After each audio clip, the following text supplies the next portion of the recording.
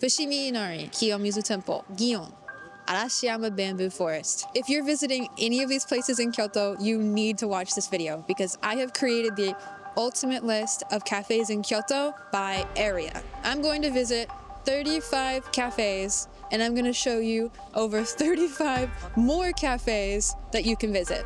Hi everyone, it's Abby from Pictour and I'm a photographer and guide in Japan. You can find more about me here. And as always, I ask you to consider subscribing. The amount of time that went into researching and filming this video is a little bit insane. So for these cafes, I base my selections on a few things, and that is location, good reviews, unique selection, cost performance, and overall experience. Sometimes on Instagram, I see recommendations for places that look good, but then you go there and maybe it's really not that great and it's located in the middle of nowhere.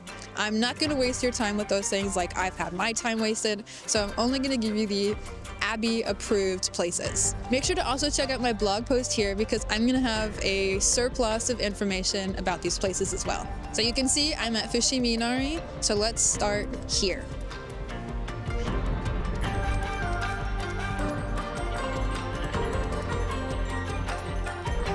First up is Vermilion Cafe. This is super duper close to the entrance of Fushimi Inari and is a fabulous place to get an espresso-based drink or just a coffee before you go inside Fushimi Inari. But it's not really a super exciting place to sit, so if you do want a really nice place to sit down and get a full meal, especially a sandwich and a coffee, you're gonna wanna go to Vermilion Cafe's other location. Once you go inside the shrine, there is another Vermilion Cafe and they have lots of food, they have vegetarian options as well, and they have a really nice scenic area where you can sit and enjoy either before you hike up Mount Inari or once you have made it to the top and come back. They have a terrace available that you can also sit outside on, but I wouldn't recommend if it's cold outside because the heaters don't really do the job, but if it's nice outside, definitely enjoy the weather outside. They also are bilingual. That's something that they sort of advertise as a positive point. So no worries if you need to speak English. That should be a-okay. All right, let's go to the next place. On the way to the next location, I'm just gonna point out there's a Komeda Kohi here. I love Komeda. They have really good pancakes and sandwiches and coffee, and I won't be stopping in today, but they are good. The next place is really, really cute. It's called Cafe Gu, and it's just run by these really cute older ladies, and they're so, so sweet. They have really good food here. They have sandwiches. They also have a big pancake that we got that I completely finished off by myself before Tape got any of it. And they have good coffee, good tea. He got a yuzu tea. It's really a very pleasant place. So if you need to drop in and get a quick bite while you're at Fushimi Inari, I really like this place. And I'm reluctant to give out this level of praise to too many places. So do I think the food will change your life? No, but other vibes, very, very comfortable, very pleasant, very friendly, absolutely 100%.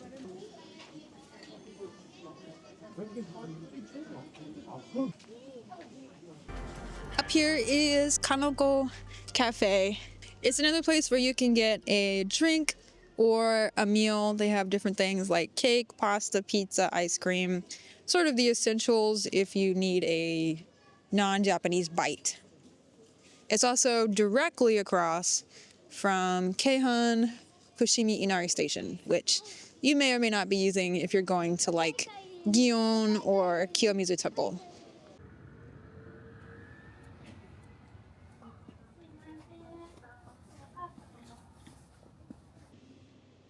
The next place I'm going to point out is About Us Coffee, and they actually in 2022 won a world roasting competition. So you know that they're serious about their beans. I enjoyed a really good latte here. It was just espresso and soy milk, and not only did they foam it really well, but the espresso was so smooth and so rich and so good, but it was not bitter because I don't really love bitter espresso. And they actually have a variety of different even espresso options you can choose from. And of course, they have a lot of different coffee options you can choose from as well, as you would imagine. The desserts were good. I got a tiramisu, which is supposed to be sort of their own take on tiramisu, which was good. It had like coffee jelly in it with some like crunchy bits and a really good cream on it. And all in all, everything was really enjoyable here. You can sit upstairs, it has a really nice relaxed vibe, and you can also take it to go if you want to take a latte and then walk around Fushimi Inari.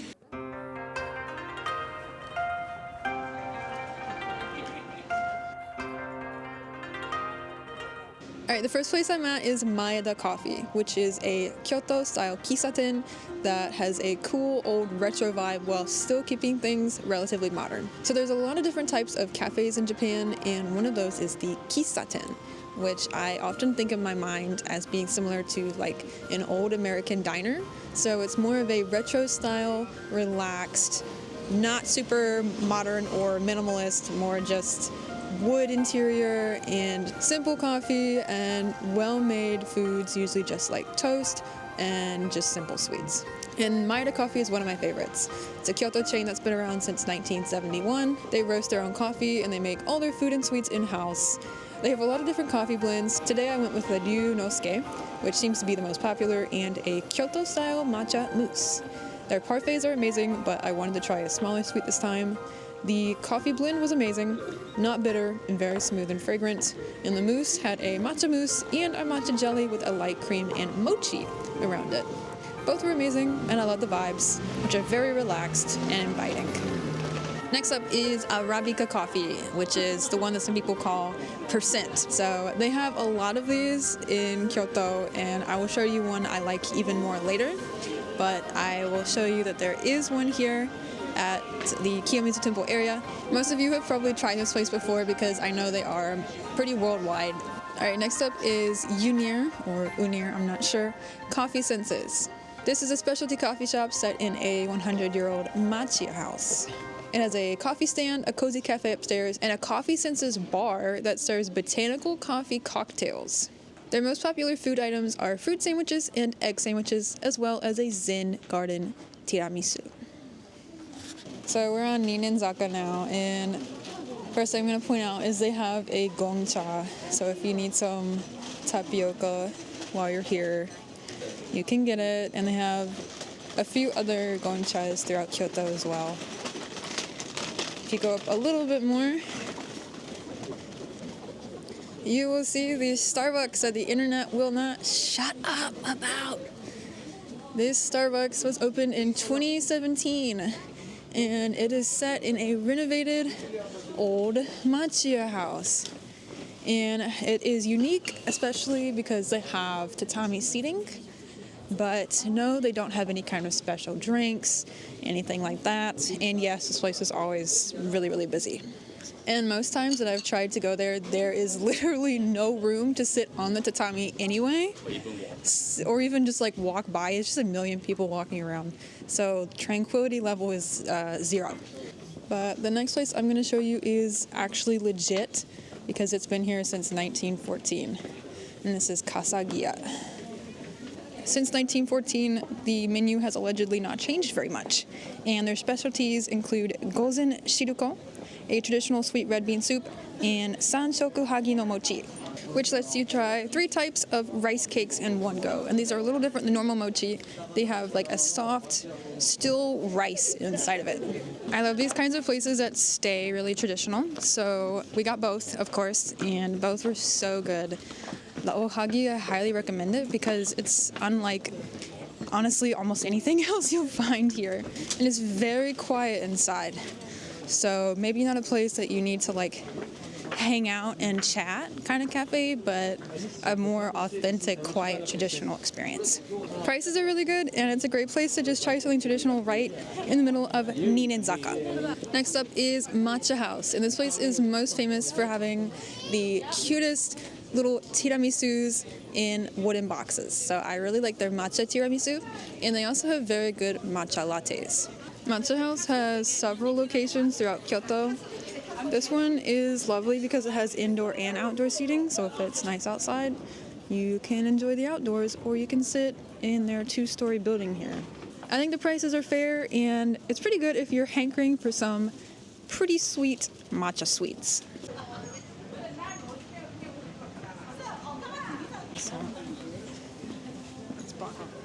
Next up is Kumo no Cha, and this is a super trendy Japanese cafe here on Sanenzaka.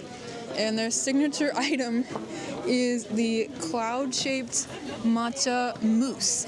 So this has become a very popular spot both for Japanese and foreign tourists looking for Instagram-worthy treats. Honestly, I don't think the taste is particularly exciting, but I'm pointing it out as some of you will not care about that because it's cute. Next up here, kind of by where Sanenzaka and Kiyomizu Temple Street meet, is Cafe 10. And you'll know it because you'll see this super adorable lucky cat. So this place is a little more on the expensive side, but I really love their no-bake matcha cheesecake, which comes with a set where you can get a latte with it. Honestly, the latte is nothing to write home about, but I love the like artsy, kind of like a museum almost like interior of this place. And I never really see like a million people here, so it's a great place just to come chill and relax and enjoy a food. And it's also not a place where you each have to get like a drink, which is so frustrating to me. So we just split one thing between us. Alright, the next place is produced by a world latte art champion, and we're here. So they're famous for like very aesthetically pleasing lattes, as well as some of their sweets, especially the canale that they have. My favorite thing here is their roasted nuts mocha, which has like a really deep, nutty, chocolatey flavor, but it's not too sweet. But all of their drinks here have a really nice foam on top, even though I used soy milk, which love it. Love a good foam. And of course the canale are super good. They're very crispy and you can hear it when you bite into it, but they're still nice and soft on the inside, as a canale should be, in my opinion. Just note that this place usually gets super crowded, like super duper crowded. So usually there's like zero seating. It's not really a place to come and just hang out so much, more just a place to get a nice little snack. The next place I'll point out is super unique, as it was the house of a former Meiji-era entrepreneur, though it has a very Taisho-era charm to it, which is often referred to as Taisho Roman, a cultural and intellectual movement that was influenced by European Romanticism. I am a super big fan of this place because this Taisho aesthetic is not something that you'll find a lot of throughout Japan anymore, but this place has it, and it has a lot of it, and it is just a lovely place to relax. And we got a piece of pound cake with a latte, and we got, literally it's soy milk, but it's very, very good soy milk. So if you remember, I went in this video to a tofu restaurant called Junsei. This is by the Junsei people. It's also right across from where you can actually get tofu, just like pretty much what we ate earlier. Yeah, tofu and yuba. So if you want more about that, definitely watch my video where we got to eat it. It was so good. Also, right behind the cafe is literally a fountain. So, secret knowledge for you guys. Next up is literally the busiest place in this entire area because it's really close to the temple, and it's Gokago. This place has matcha lattes, and they're really unique because they will make the latte in front of you. But every time I come by here, not only is there a million people, but the one time I did actually try to do it because it looked a little like a slow day, literally waited for 30 minutes. So if you have time and you really need that one matcha latte, go for it.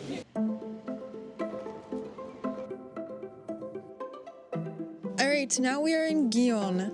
So I actually have two different videos about Gion. I have one titled just the Gion Guide, which is general information, and I have a video where my husband and I got kimonos on and walked around and did some more like quote-unquote traditional stuff.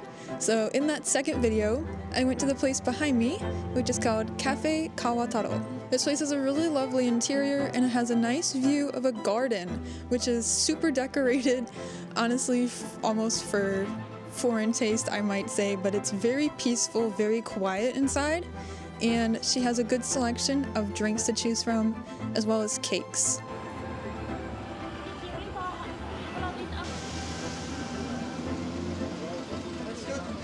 Next up is a cafe called Juvenile, and I really like this place. And the main thing I recommend getting is the chocolate matcha fondue, which comes with a variety of little sweets and fruits that you can dip into this super delicious fondue.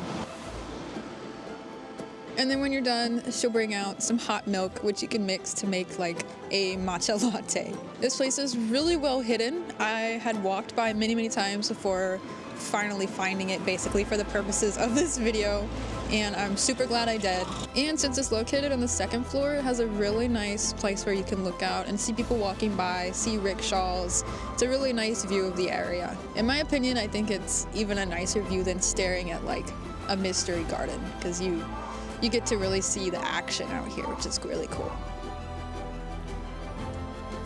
Right behind me is Salon de Muge, and this place is actually owned by a group that has a few different restaurants around here, and they pretty much all have Michelin stars. So they opened this cafe. As you would imagine, it is expensive and very sophisticated. It has a very traditional ambiance where you can sit and you can look out at a garden. Their most popular items are their parfaits, and they also have bento boxes. If you want to eat lunch here, you need to make a reservation online. And if you come here, I would recommend coming earlier than later. And when you arrive, you can actually take one of these tickets.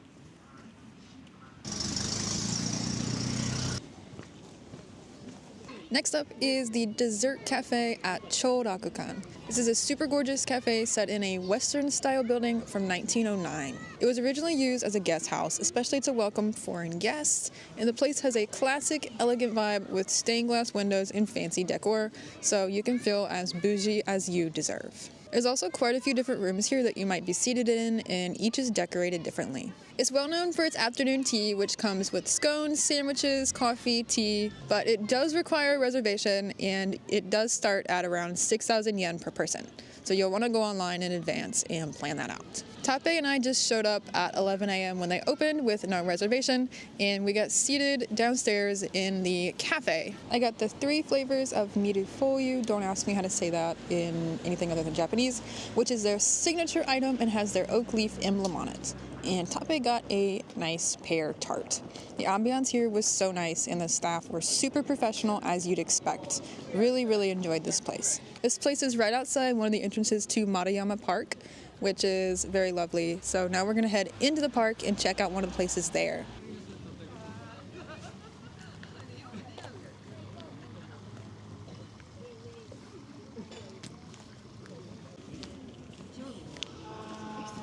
Alright, so behind me is Gion, and the main thing I recommend getting here is the dango. So you can get a set that has 7 different types of dango, and I think it's a really good way to like experience mochi if you haven't had too much in your time. The only thing to say is that it said it would be open today, and it's not. So this place is kind of just randomly closed. So maybe don't go out of your way to come here, but if you're already in Maruyama Park, just pop by, see if they're open, and you can get a coffee and some dango. All right, so next we're gonna head through the Yasuka Shrine area out to yet another place.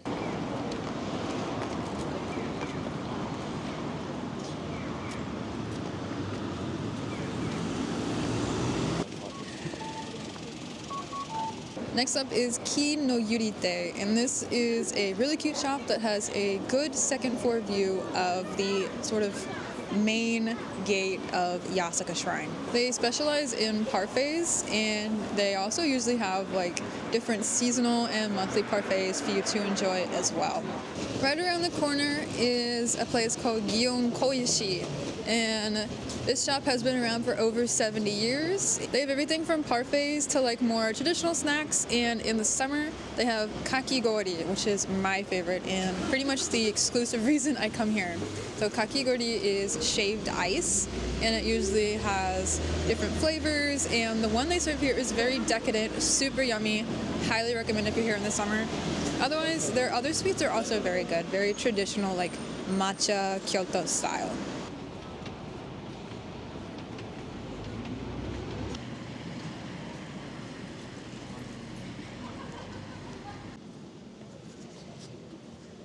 Alright, next up on Hanamikoji Street is Gion Tokuya.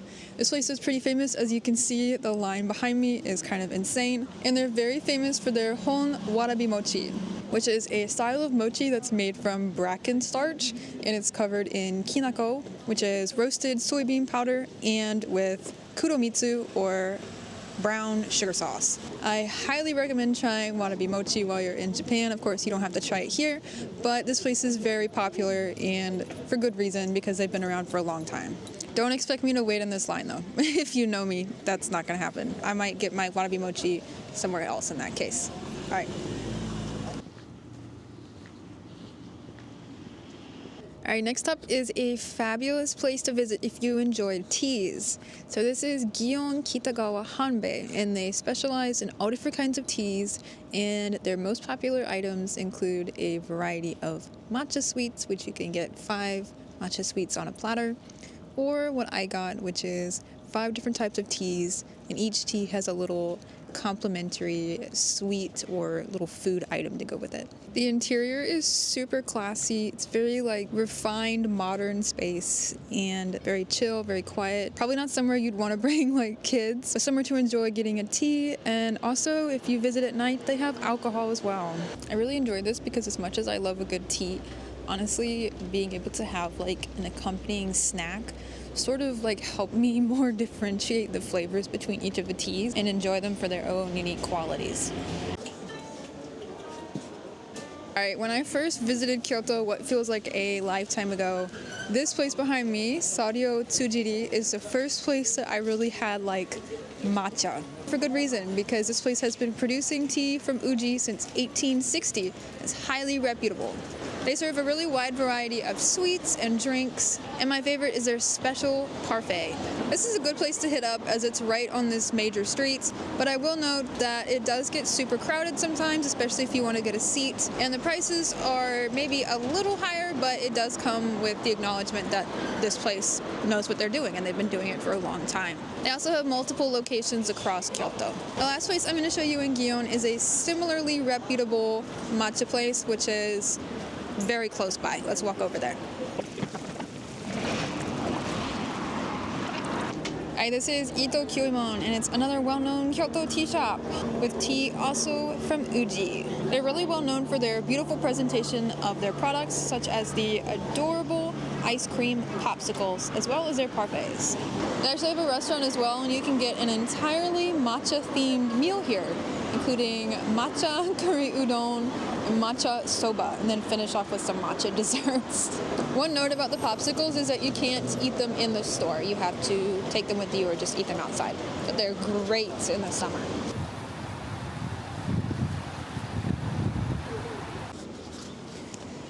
Just a note, if you come here to Gion Sanjo Bridge, there's a Starbucks, and it has a really lovely view out onto the Kamagawa River. I used to come here and do work a lot since it's just really peaceful, and they also have a really nice basement area that you can see everything too. Here's a cute place called Cafe Gabor, and it's kind of hidden down in this basement area.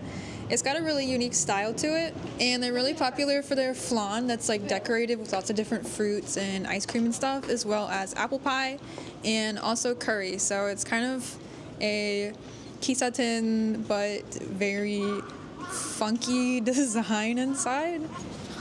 When you get near Kiyamachi, there is another Ogawa coffee. So I love Ogawa, and every time I come by here, I'm like, I could get toast and a coffee right now. So make sure you keep your eyes open for Ogawas as you walk around Kyoto. It's kind of a special mention, and it is Café Francois. This place opened in 1934, and it was designed by young artists, though not only to serve coffee, but as a quiet protest against war, as a place where young intellectuals could gather to discuss free speech and avant-garde ideas. Although, honestly, I don't think the food or drinks here are particularly exciting.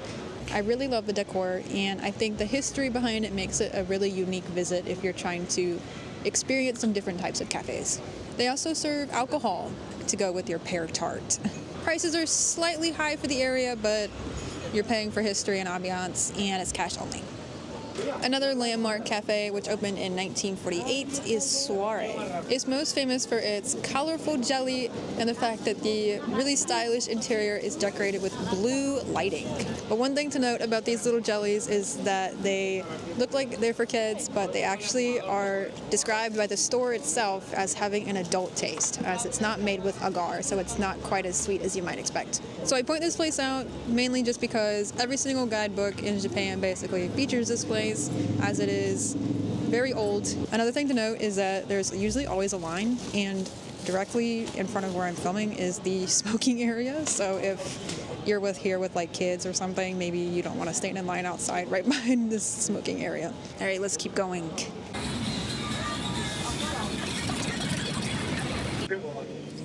Like I said, near Kiyomizu Temple, there is another matcha house here. So if you're just walking along here, you can enjoy some matcha tiramisu. So the next place I'm going to point out is Hoshino Coffee. This is actually an international chain here in Japan, and they're famous for their hand-drip coffee. And they're also famous for their super delicious, really tall pancakes. They have a really good selection of food, and you'll find these lots of places. So if you ever see a Hoshino and you need like a light meal and a coffee, it's always a good place to visit.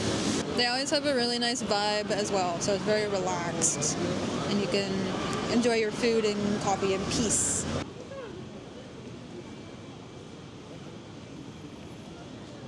Next is an international chain, but it has a very convenient location if you are walking around the Kawaramachi area, which is right by Pontocho, and that is Blue Bottle Coffee. So if you love Blue Bottle and you love their lattes as much as I do, it's here for you in this big building right here. And this is a really nice area also just to walk around and enjoy a coffee, because you can see you have a nice river, and then right behind this building is a big lawn where you can go and sit. And currently all the high schoolers just graduated, so there's like 1 million high schoolers on this lawn right now, but normally it's a good place to sit. The next cafe is Rokuyosha, and this is actually a cafe and bar, and they actually have 2 floors, and the first floor, the main floor, is smoking, but if you go downstairs, it is no smoking. So I went downstairs because I don't like to smell smoke, and this place is really, really, really good. The coffee I got was so smooth, not a hint of bitterness, and that's the kind of coffee I like. And it was the house blend, which was recommended to me, and I'm so glad that I went with that, although they have quite a few other blends, so I'm sure they're all very good. We also got a apple juice, which was hot, and it was like really, really good apple cider. And we also got this donut, which was an old-fashioned donut, and Tape bit into it, and I think he like left this realm of existence for a few minutes while he enjoyed the donut. Really, really nice, retro, relaxed vibe. Lots of locals here. Really cool, good place to stop, and it's right in the middle of all the action here as well. So let's keep going. All right, next up, and right next to Tenkaippin, which you would know if you watched my ramen video, is Kissa Ashijima, and it's on the 5th floor, so you have to take the elevator that's behind me. This place, after going to a bunch of different cafes that are not featured in this, I literally felt like the Gordon Ramsay meme. Finally, some good coffee. So very, very pleased with this place. It is a little bit expensive, but it's one of those places where you literally 100% get what you pay for. The coffee is phenomenal. People that are snobby about coffee will like this. I also really, really loved the cheesecake. They have like 5 different types of cheesecake, and the one that's like half frozen, like the thawing cheesecake, was so good. So I really do highly recommend this place. It's because it's on the 5th floor, I think it's kind of hidden, but it's still a little bit crowded sometimes because it is that good and the ambiance is spectacular. If you're as much of a cake fiend as I am, you'll want to come to Sir Thomas Lipton. They have the biggest, most ridiculously delicious looking selection of sweets, tarts, cakes. They also have parfaits, They have all kinds of things. It's kind of ridiculous how much they have. Next up is a really historic place called Coffee Smart. This place has been here since 1932, and it has a fabulous reputation among people that live in Kyoto for having very good brewed coffee, and especially for their hot cakes, as well as for their French toast. This place has 2 floors. On the first floor is the kisaten, where you can enjoy more of a coffee and a snack, and the second floor is where they serve lunch. So you can get a full meal here, or you can just get a coffee and a little snack. The vibe here is really nice, but I will note that it is always busy because, as I said, everyone in Kyoto likes this place. Next up is a big recommendation from me, Sarasa Kayu-koji. This place has a very chill, rustic interior with lots of wood and vintage decor. They also have food before 3 p.m., but I went with my friend after that, and we really just wanted to destroy some carrot cake. This is the best carrot cake in the city, hands down, and it's also quite large for a Japanese serving size. Coffee was good, even black, perfect to complement some sweets. So this made for a really nice, affordable set, and I will absolutely go here as many times as I possibly can. The last place in Kawaramachi area I'm going to show you is a little bit out of the way, but it's actually one of my favorites. This is Inoda Coffee, which is actually sort of a Kyoto chain, and they have 2 shops right here next to each other.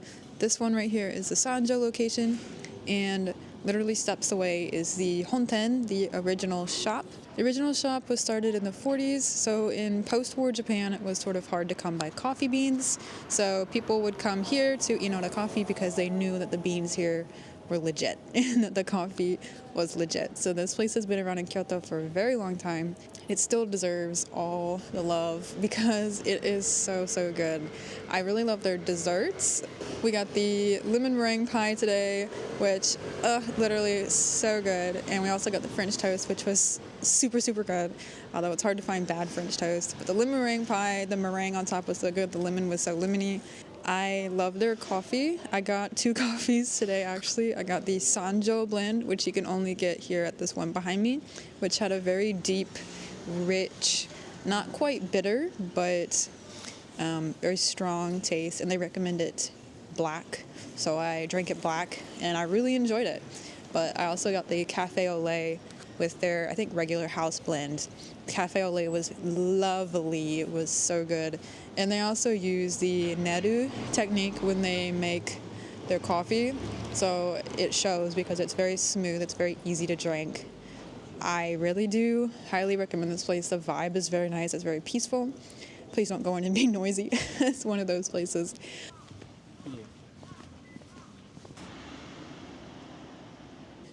The first place I'm going to show is one of my favorites, and it's called Pome.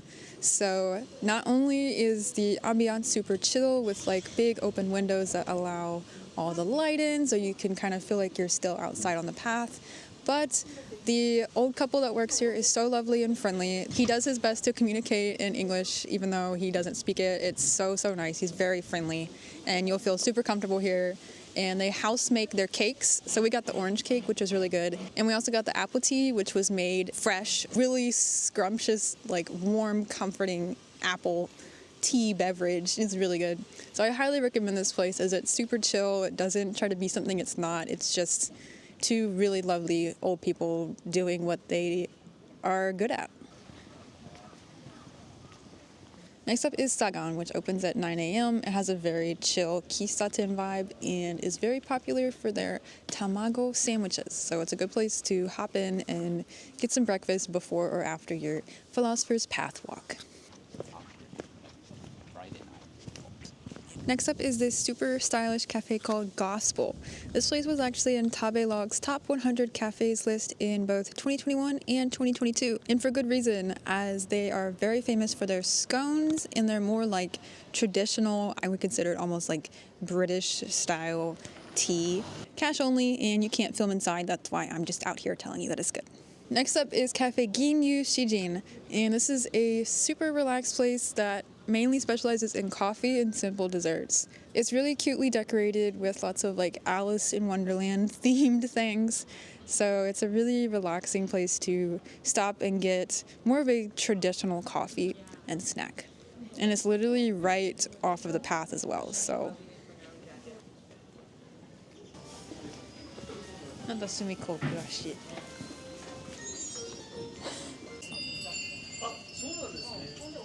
Next up is AG Coffee, which has really good smooth lattes. I love a good like third wave light roast espresso or latte, and this is really good.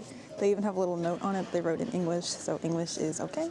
And it's a really cute place. They have a little garden inside you can look at, and they have hidden Ghibli characters in it, so you can look for those. It's a really cute little place on the path up to Kinkaku-ji. They also have these wagashi, which are like traditional Japanese sweets, and they have lots of sandwiches, including a vegan avocado sandwich for all you veggies out there. On the path into Kinkaku-ji, there is a little place called Cafe Kaku, and it is not open right now. It has no hours on Google, so it's not open on Thursdays. But they have really nice coffee. It's just a small little place. It's relatively new, and they also have good like ice cream coffee floats. This is Drip and Drop Coffee Supply, and it's no seating, but it's a really cute place. You just pop in and get a latte or like a coffee. And if you get a coffee, they have 3 different methods that you can get them to make it for you, which is always really fun because there are differences in the taste, in my opinion, when you get coffee and it's made in different ways.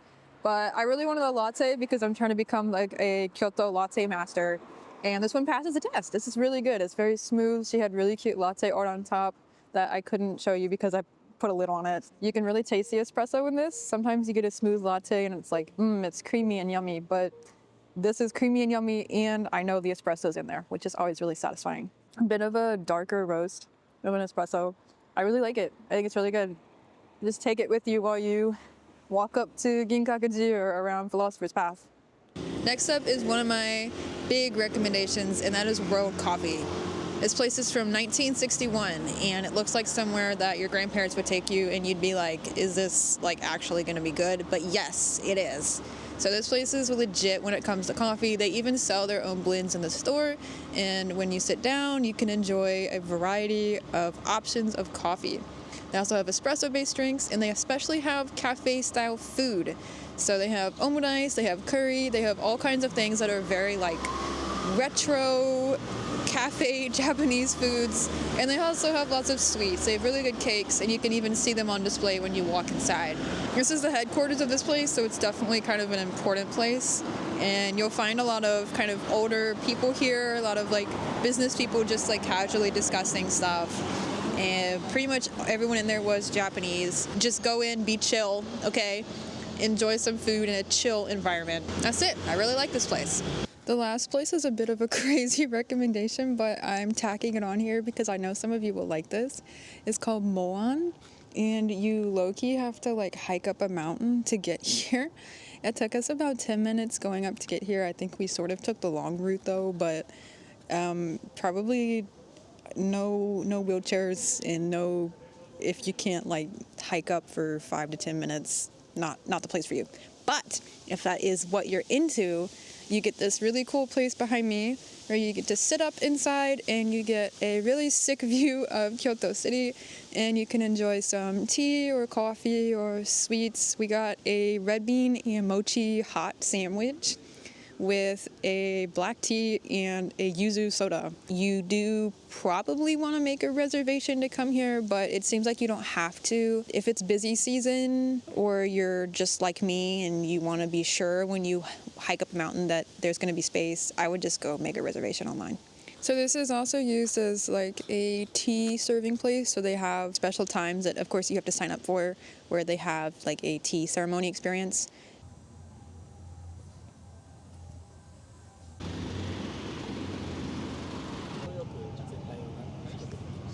The first place I'm going to point out is a place that if you are a movie lover, you should definitely drop by.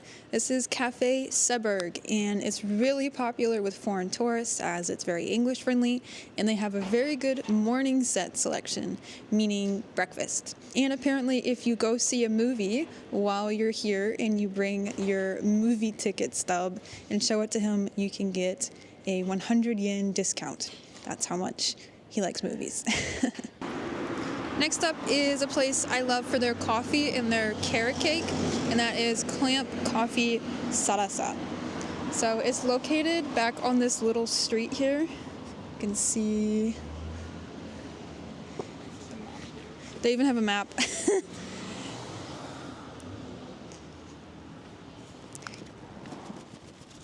Here is Clamp Coffee Sarasa, and it is literally hidden behind all of these plants inside.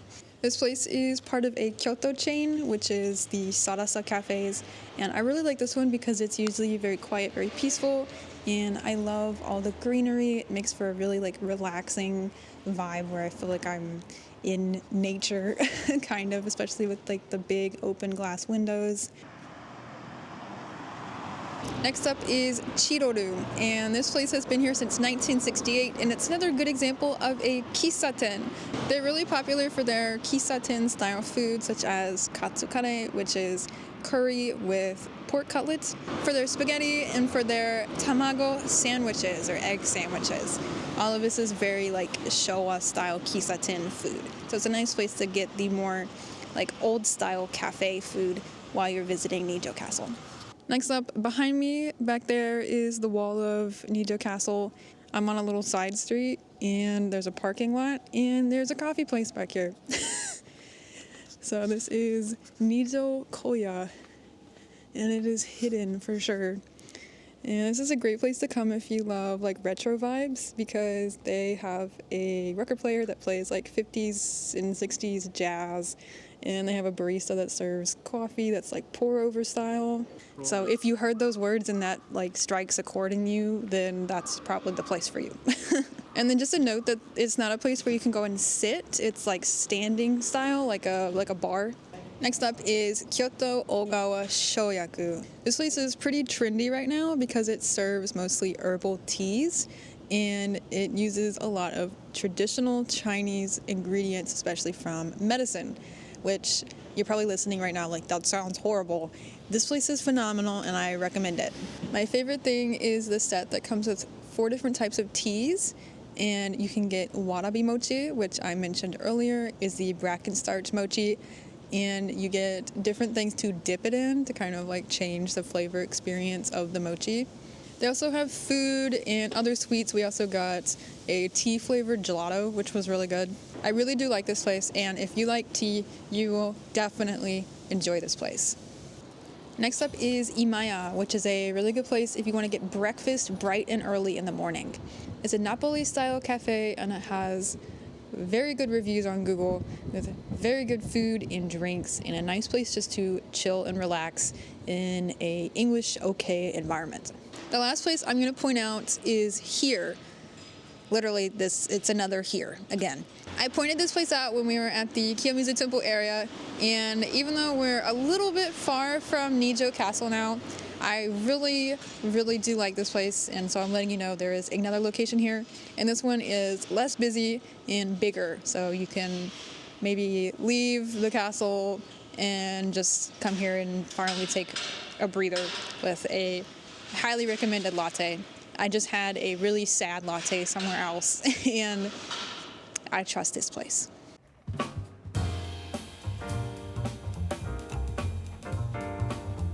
So when you come to Kinkaku-ji, there's not really a surplus of cafes.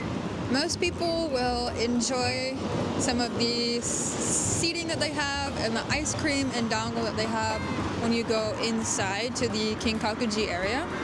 But if you are here and you're just tired because you've been walking around all day, or you're waiting for a bus, or you just really want a coffee, I have 2 really great recommendations for you. The first one is Go Go Coffee, and while they have good coffee, I also really like their juices that they have. So this is a lemonade soda, and they also have the currently trendy dorayaki with something inside of it. So the one that I like is matcha ice cream basically, and red bean.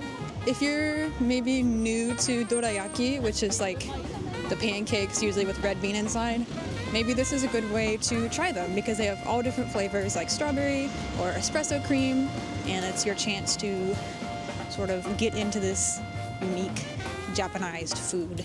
The other place is called Kohi Kobo, or Coffee Kobo. This is a kisaten. It's run by an older couple who is very, very sweet. They're so friendly. They like waved at everyone as they come in and out. I also got a latte that had a lot of foam and gold leaf on it, just to really drive home that you're a Kinkaku-ji. And we got pizza toast. So usually when you go to kisatens, they will have all different kinds of toast with things on toast. And this one was amazing because the bread was so thick and soft with cheese, and it was warm. Really, really good. Highly recommended. Even though it's really well made, it still feels like homemade. So these are the two places that you should check out when you come to Kinkaku-ji.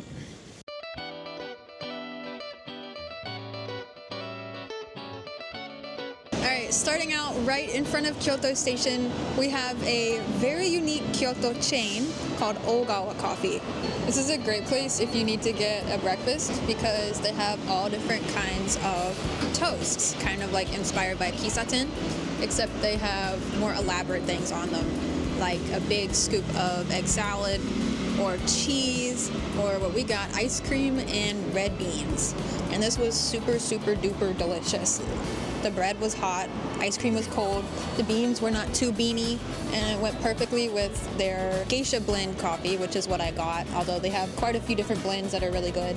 So you can really tell that they're taking what they have seriously because there was a harmony between the sweets that I got on the toast and the coffee. It was very pleasant. Next up, only a very brief walk from Kyoto Station, is a place I like called Kaori. This is a super fabulous place to go, especially if you are vegan or lactose intolerant like myself, because their default milk is oat milk. They also have regular milk and soy milk if you're not into oat milk. Their latte is incredibly smooth. The espresso is so smooth, the milk is so good. I usually don't hype up lattes unless I really, really like them, but this one deserves to be hyped up. I also got the banana bread with blueberries, which was vegan, and they also have toast with vegan eggs on it. So for all of my veggies out there, it's a good option for you. The interior is also really nice. It's very relaxing. They have plants, lots of wood. I love these kind of like open nature feeling places. Next up is Cafe Tsumugi. This place is really cute. I love a place that has basically windows that just open up to the street where you can sit inside or outside and get to feel like the pleasant outdoor breeze. Their most popular item is a latte that has matcha in it. A lot of people like it. I don't love it, but I do really love the different juice sodas that they have. And I also highly, highly recommend their toast. We got the one that had avocado, ham, and basil on it. Perfect thing to get in the morning if you need a quick meal. You get flour when you order. The vibes are really good. I like this place.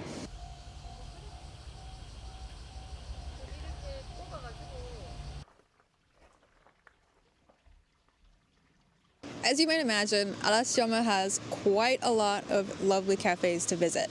We're going to start off with a super strong contender, which is Coffee Yamamoto. This long-standing cafe has a super nostalgic charm with a retro ambiance and classic wooden interiors. I highly recommend their signature blend coffee, which is meticulously brewed to perfection. Yes, I really, really enjoyed this. It was not bitter. It was very pleasant and smooth. As well as their desserts, they had a super delicious chocolate cake, which shocked me. Very creamy.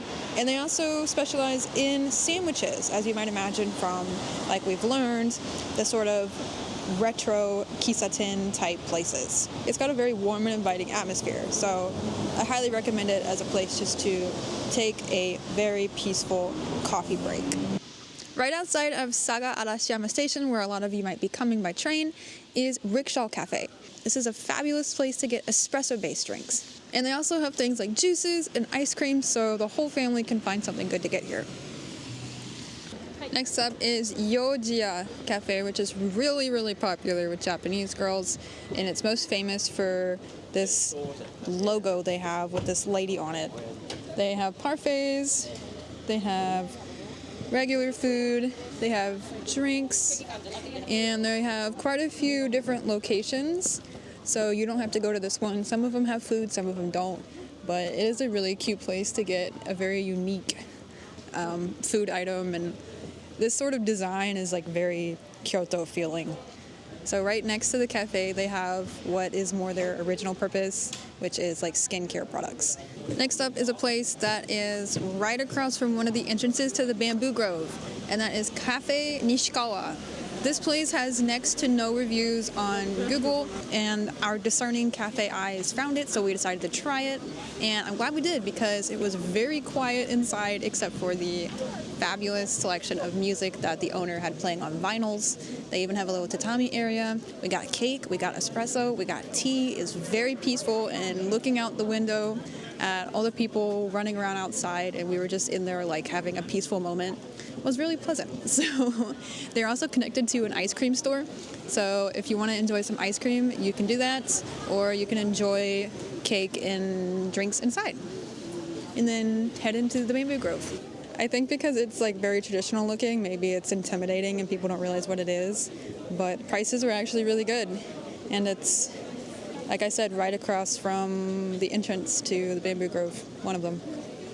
If you need a good plate of curry or a sandwich or a coffee or whatever, and you want to know that it's going to be guaranteed to be good, here's your Ueshima coffee.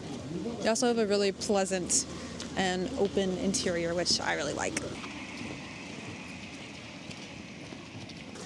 The next place I'm going to point out is the Rilakuma Cafe.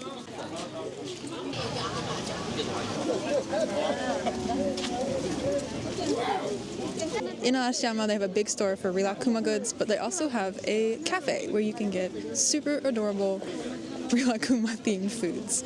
Also, the cafes and restaurants in general in Arashiyama are kind of expensive, yet somehow this is more reasonably priced than a lot of the not themed, like normal cafes that I've looked at, and they are way cuter. Look, he's literally floating. This stuff is so cute. So if you're into cute things like this, definitely you'll want to check out this cafe. Next up is an awesome place that I recommended in my Arashiyama video, and that is X Cafe. This place is awesome, and my favorite thing is the dango that you can grill yourself. The exterior and the interior is really pleasant, and it can get busy sometimes, so you might have to wait, but honestly I think it's worth it just for the cool experience that is grilling your own dango. Next up is a place that I showed you near Kiyomizu Temple. If you remember, you might remember the super cute cloud desserts that are Instagram worthy. Not my absolute favorite, but I always like to point it out because a lot of people do enjoy it. Here it is, here's another one. Enjoy, cloud fans, please.